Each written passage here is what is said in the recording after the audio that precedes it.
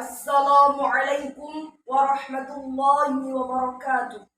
Alhamdulillahilladzi an'amana bi ni'matil iman wal islam. Wassalatu wassalamu ala sayyidina Muhammadin khairil anam wa ala alihi wa ashabihi wa tabi'ihi ala dawam. Ashhadu an la ilaha illallah wahdahu la syarika lah. Wa asyhadu anna Muhammadan abduhu wa rasuluh la nabiyya ba'dah. Amma ba'du. Pertama-tama marilah kita panjatkan rasa syukur kehadirat Allah Subhanahu wa taala yang telah melimpahkan rahmat dan hidayahnya sehingga kita dapat menikmati alam semesta ini dalam keadaan sehat walafiat. Salawat serta salam tak lupa pula kita haturkan kepada junjungan kita Nabi besar Muhammad sallallahu alaihi wasallam yang mana telah membawa kita dari alam kegelapan menuju alam yang terang benderang, minaz zulumati ilan nur. Pada kesempatan ini, izinkan saya untuk membawakan sebuah judul yang bertemakan larangan menghardik anak yatim dalam Quran Surah Al-Ma'un ayat 1-3.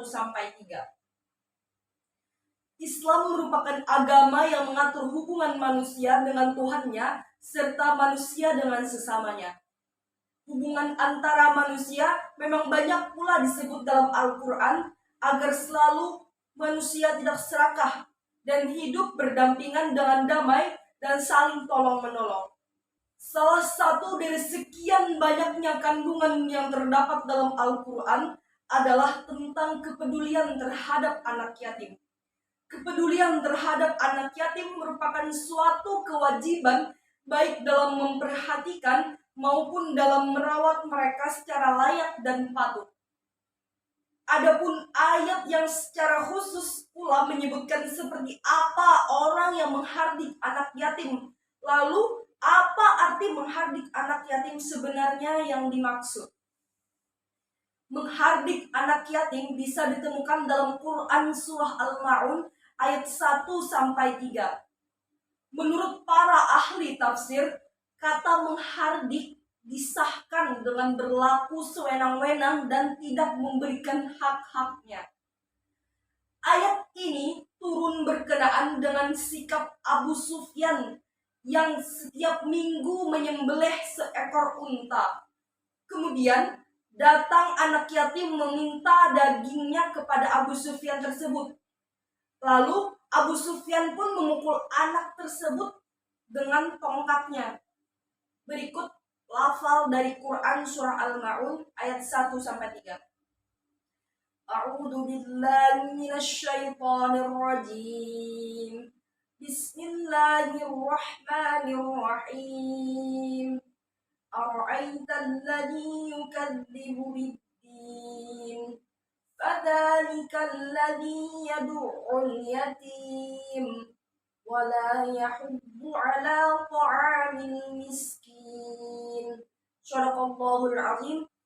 Artinya, tahukah kamu orang yang mendustakan agama, yaitu orang yang menghardik anak yatim dan tidak menyarankan memberi makan orang miskin. Quran Surah Al-Ma'un ayat 1-3.